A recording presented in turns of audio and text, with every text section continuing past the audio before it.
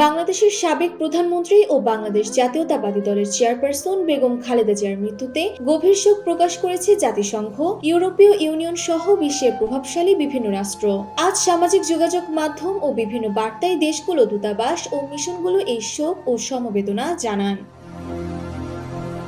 যুক্তরাষ্ট্র দূতাবাস তাদের শোক বার্তায় জানায়, বেগম জিয়া বাংলাদেশের আধুনিক ইতিহাস গঠনে গুরুত্বপূর্ণ ভূমিকা পালন করেছেন। তার নেতৃত্ব দেশের উন্নয়ন ও অগ্রগতিতে বিশেষ অবদান রেখেছে।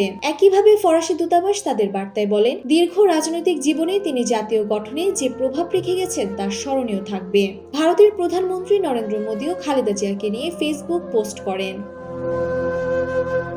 যুক্তরাজ্য হাইকমিশন ও অস্ট্রেলিয়া হাইকমিশন তাদের বার্তায় বাংলাদেশের জনগণের প্রতি গভীর সমবেদনা জানায়। অস্ট্রেলীয় মিশন জানায়, এই কঠিন সময় তাদের চিন্তা ও প্রার্থনা বাংলাদেশের সাধারণ মানুষের সঙ্গে থাকবে। ইউরোপীয় ইউনিয়ন বলেন, বেগম জিয়ার জীবন ও নেতৃত্বকে বাংলাদেশের রাজনীতির একটি বিশেষ অধ্যায় হিসেবে অভিহিত করেছে।